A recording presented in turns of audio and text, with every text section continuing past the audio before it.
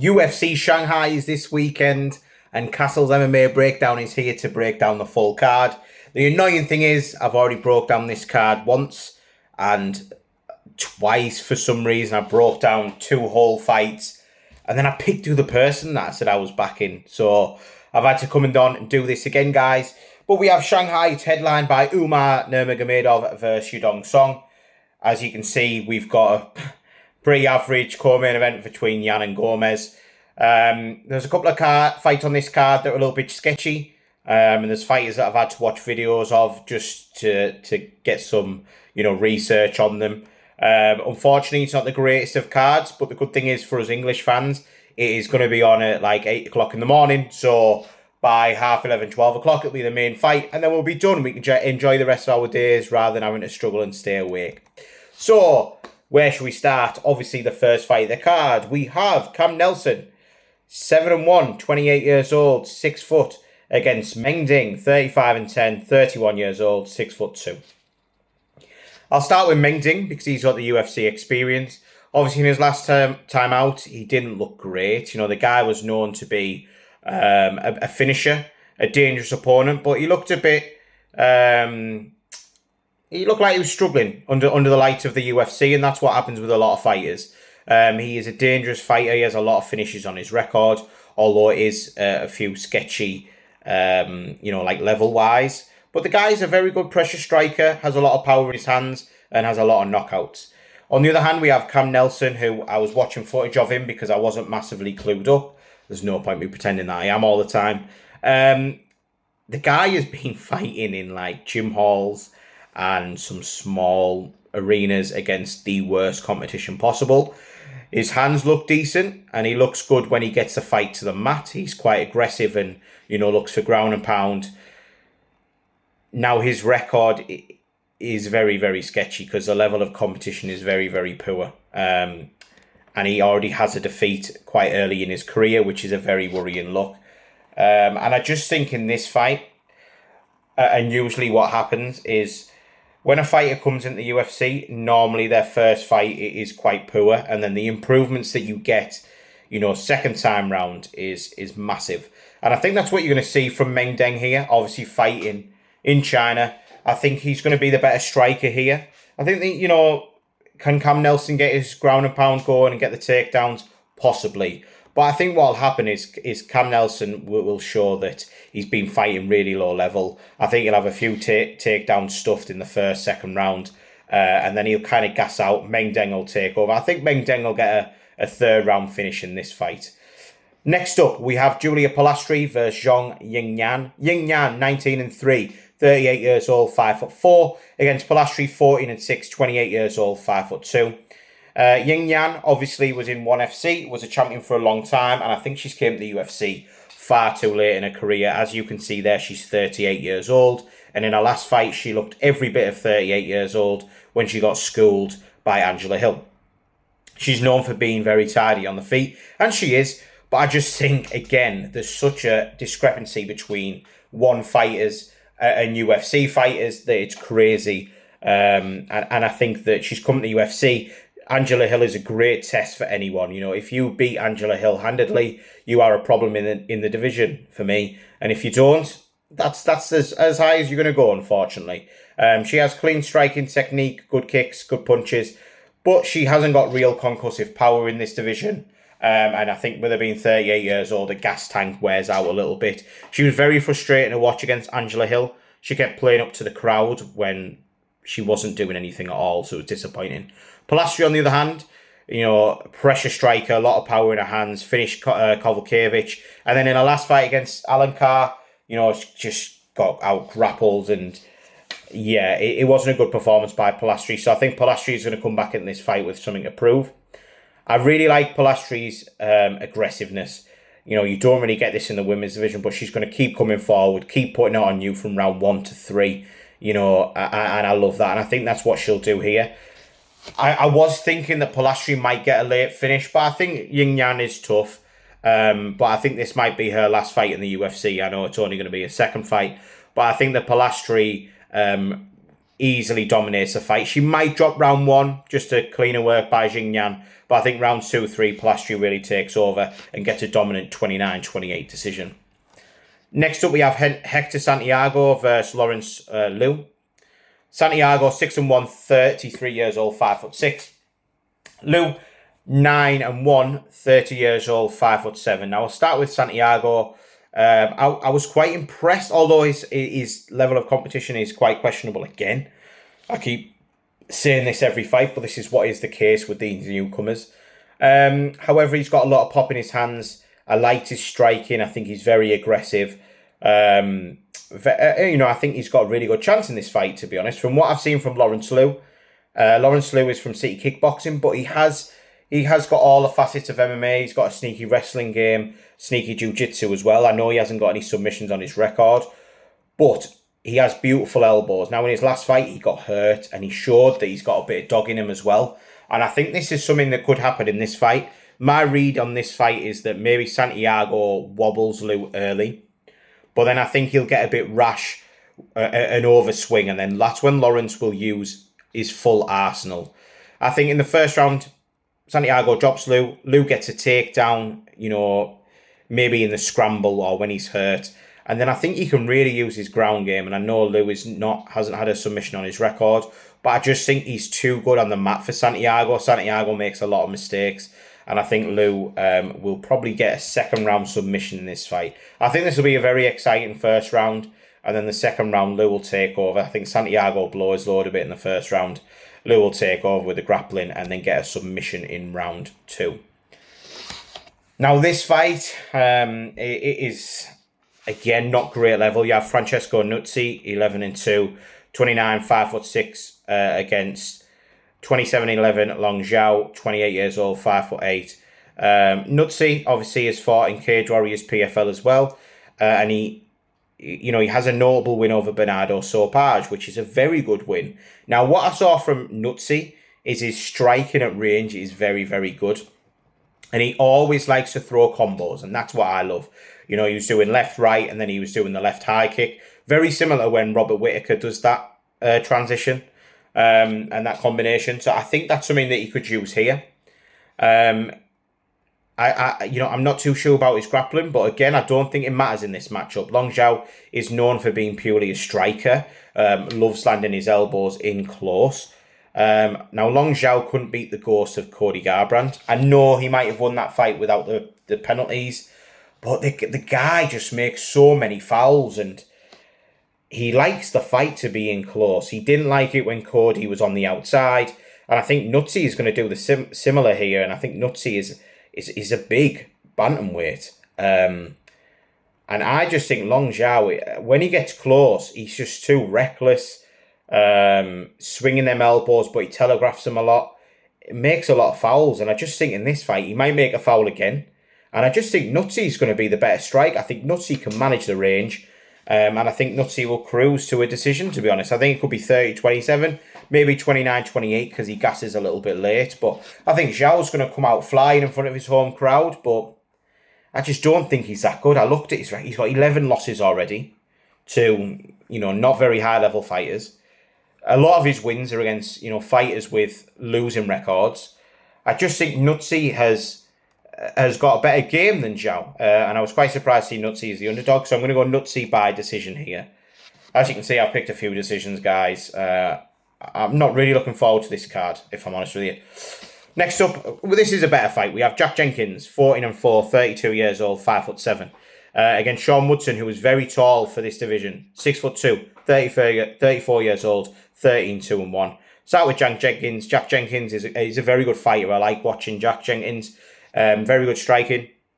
Fantastic leg kicks. This guy is breaking people's legs. He's winning fights by leg kick TKO. And he's also got a few other tools, i.e. he can use his grappling as well, which is very sneaky. He doesn't often have to go to it, but it is there in his back pocket if he needs it. Sean Woodson, on the other hand, is a long, rangy striker.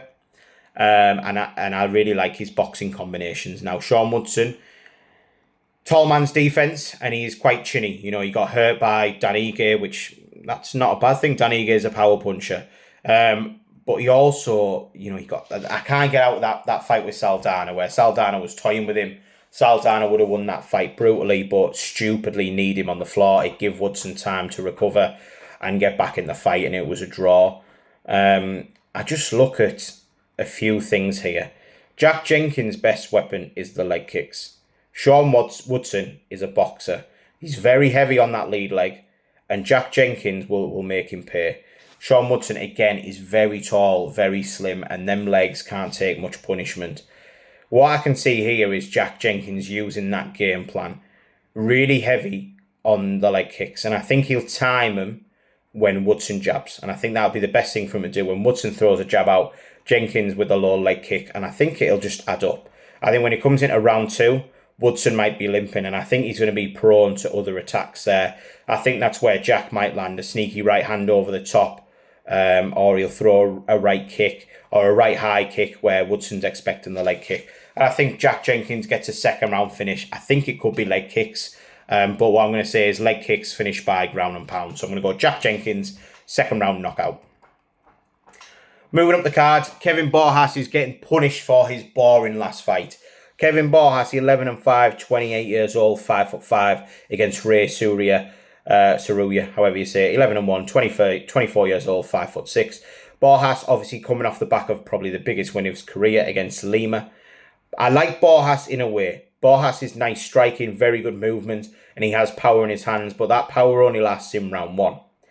When it comes to the second and third round, he's quite gassed, and he really struggles with fighters that put pressure on him and ground and pound. Now, Lima, on the other hand, is quite patient, didn't put pressure on him, and Borjas just skated around the outside of the ring all fight and point scored his way to a decision.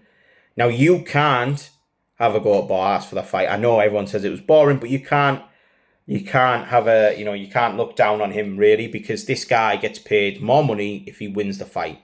And sometimes in the UFC, you have to do what you can to win, even if it looks ugly. I think he's being punished here by the fact that now, instead of facing a striker where he could do that again, he's facing a heavy wrestler and a very good grappler in Surya. Surya has impressed me a lot in the UFC. Great takedowns, great submissions, great heart as well. He took Josh Van 3 rounds. I know he got outclassed there, but Josh Van for me is a fantastic fighter, if not my favourite fighter in the UFC currently. I think what is going to happen here is Surya will close the distance quite easily. I don't think Borjas can stop the takedowns. And I think Surya will just have his way with him. It could easily be over in round 1. And that's what I think will happen. I think within a minute and a half, Surya will shoot. He'll get the legs, take Kevin Borjas down, land some naughty ground and pounds, and then it'll just take one mistake by Borjas trying to get to his feet. Surya lands the submission finish in round number 1. Obviously, we've got Andre Lima next, the guy who lost, but he gets a spot higher in the card, fighting Namzre Batbaya. Batbaya, 10-1, only lost to Manjura Barrel. Murdered that. He's 25 years old, 5'6". Against Andre Lima, 11-1, 27 years old, 5'7". Batbaya is decent everywhere. He's very aggressive, good striking, decent ground game. Jiu-Jitsu is a bit questionable though. His wrestling is okay, but his Jiu-Jitsu is a bit questionable when he's trying to, especially defensively anyway. Batbaya, what I like about him is he's aggressive and he'll come forward in this fight, and I think that suits Lima. What Lima didn't have last fight is what we just discussed a minute ago. Borjas was skating on the outside. Namzre will bring the fight to Lima, and I think that suits Lima. The fight will come to him. He'll be able to land off his strikes. He's he's a better striker than Namzre. He's also the better wrestler and also the better grappler. I think Lima will have his way for a bit on the feet, and then he'll take advantage of the over-aggressiveness, something I discussed in an earlier fight, where Namzre will be too wild, and I think Lima will get the takedown. And I think he's so good on the mat, Lima, and levels above Batbaya on the mat. I think he'll just sub him. So I'm going to go Lima round 2 submission. I'm very confident on that. Next up, we've got an exciting fight. And I'm pretty upset that these two got matched together. You have Nilson Rojas, 9-0, 27 years old, 5'5", against Bilal Hassan, very similar record. Same record, 9-0, 25 years old, 5'7". Now, the reason why I don't like these being put together, I think these both have potential. Hassan is obviously getting hyped a lot more. But from what I watched from Rojas, I really loved his boxing. His guard was constantly up. Good striking, a little bit aggressive sometime and swang a little bit too wild. But he has a lot of power in his hand. You know, he's dropping his opponents, hurting them. And these guys, you want to see these fighting, you know, like 20, 25 ranked, 35 ranked fighters, or maybe the older generation who are like kind of gatekeepers. That's what you'd like to see. It's very rare in the UFC you get unbeaten against unbeaten. I know we do have it coming up with McMillan and Rahiki. But I just think this fight is going to be exciting. It's going to be fireworks. Hassan, on the other hand, a very classy striker, very quick, has a lot of power in his hands, and has the sickest moonwalk celebration I've ever seen. However, I think this fight is going to be very interesting. I think early on, it's going to be very close. I think Bilal will land some very flashy strikes, but I think Rojas probably has more power. It's one of them where Conor McGregor said, timing beats speed, precision beats power, and I think that's what it is here. I think Rojas might hurt Bilal, and I think they'll have a few wild exchanges, but I think Bilal in the end, and he'll probably be first one, I think it'll be one of the wildest round ones you've seen. I think Rojas might get a little bit too excited and he'll walk into a big counter strike by Hassan, and I think Hassan will get the finish. But this fight, as long as it lasts, will be very exciting. So I'm going to go Bilal, Hassan, first round knockout. Next fight, I don't get why this is where it is on the card. You know, I'd have liked to see Andrew Lima higher. I'd have liked to see Saruya higher. You know, you've got a very low-level fight here. You've got Levy Rodriguez, 5-1, 29 years old, 6 foot, against 20... Oh, the record and the age are the wrong way around there. 3-1 for Chilu, 29 years old, 6'5". So... Start with Lou. Obviously, his MMA record is very small, 3-1. Very classy kickboxing fighter. Great striking, great leg kicks, great body kicks, good hands. But he severely lacks a ground game. You know, in his one loss, he got absolutely battered, to be honest, and he looked terrible. And I think he won't do very well in the UFC as he moves up. I think this will be a good fight for him, maybe. It depends what, you know, Levy Rodriguez comes in. Levy Rodriguez obviously came off Dana White Contender Series, and he faced Felipe Franco and got controlled by him, dominated, and it was a really bad look. This guy, Rodriguez, said in an interview, I could win the middleweight title, the light heavyweight title, the heavyweight title. Yeah, you might not even make it past this fight, mate, if I'm honest with you. Rodriguez can win this fight. I think he's a better grappler easily than Silu, and he'll probably have better jiu-jitsu. He has to use that here. If he tries to fight on the feet with Lou, he needs to pressure him and swing wild. The only thing is, if you do that, Lou is such a highly trained kickboxer. He'll be there to pick up on your mistakes. And I think Lou will just be too good here. I think leg kicks, I think he'll damage Rodriguez's legs, and then eventually he'll land maybe a high kick or a body kick that finishes Rodriguez. It's going to be a poor level fight. Rodriguez can win this fight easily. Trust me, if he uses all mixed martial arts. But he doesn't normally fight that way, so I'm going to go Lou by first round knockout. Next fight we have Alex Perez versus Sumadaji. Sumadaji 19-7, 30 years old, 5'8". Alex Perez, 26-10, 34 years old, 5'6". Sumadaji, obviously very good striker. Likes to stay on the outside. Beautiful hands, beautiful kicks. And to be honest, his last fight against Perez was the best I'd seen him. I know he hit the nut shot, but the best I'd seen him, I thought he looked fantastic. Now, the way to beat Sumadaji is by taking him down and getting the submission. But Alex Perez really struggled to take him down last fight.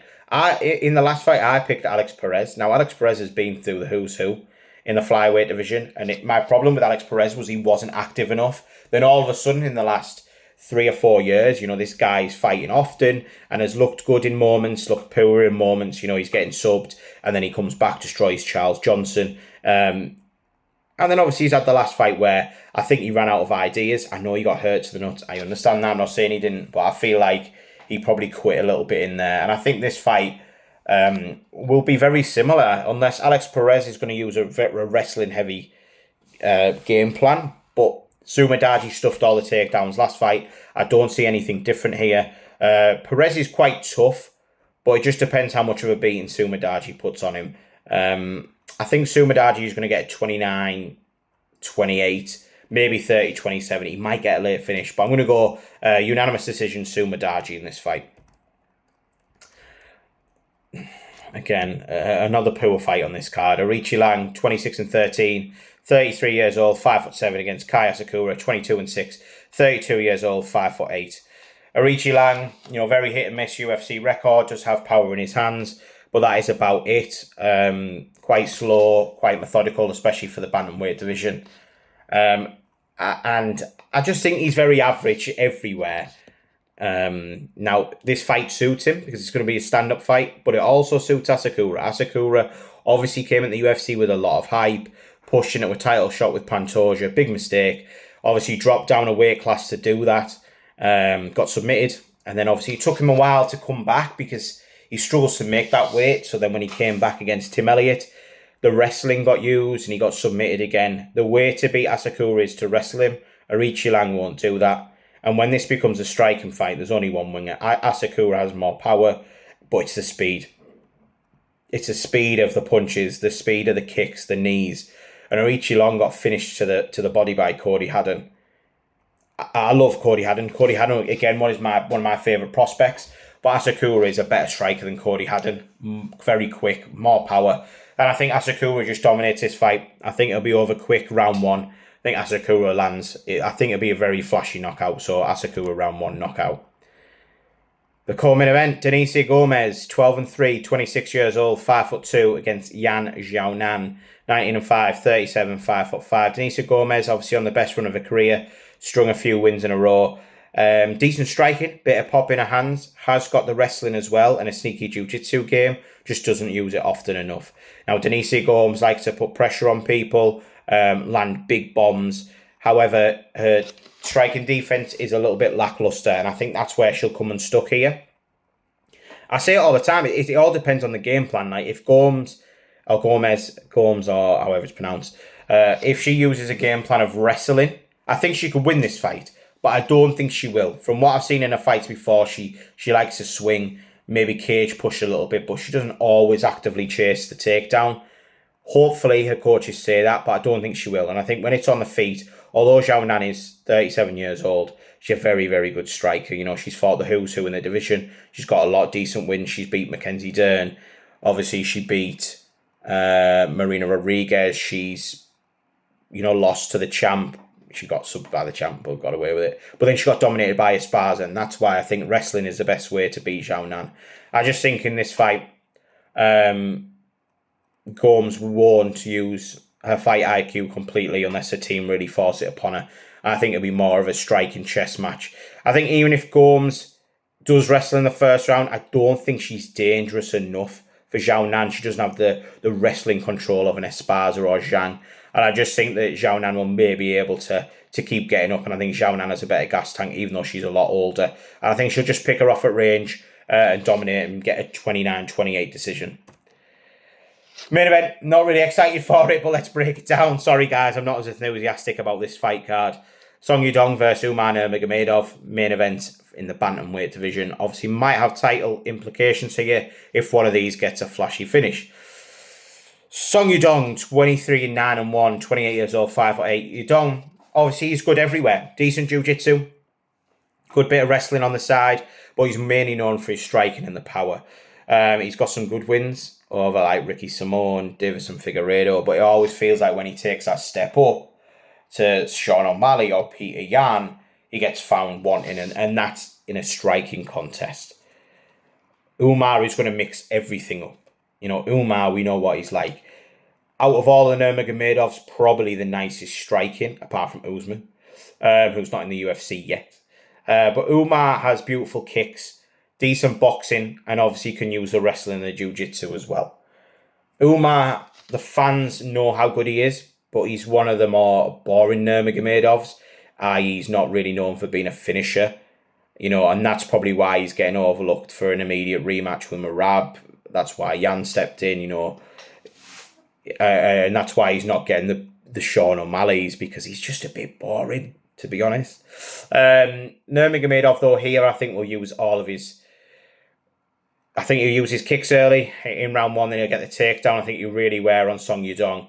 And I think he'll just dominate. I think it could be a 50-45, maybe a 49-46, maybe even a 50-44 with domination in the later rounds when Yudong's tired. Yeah, I just think it's going to be a bit of a boring fight, but I'm going to go Nurmagomedov by unanimous decision. Guys, obviously English time, English fans, enjoy the fight. Hopefully we have some good cards coming up soon, which I can be a bit more excited about. Take care, guys. Give me a like, give me a follow, drop a message. It really helps the algorithm. I don't do this for money or anything like this. I just do it because, yeah, I like talking about the UFC and it really helps with my mental health. So, cheers, guys. All the best. Take care.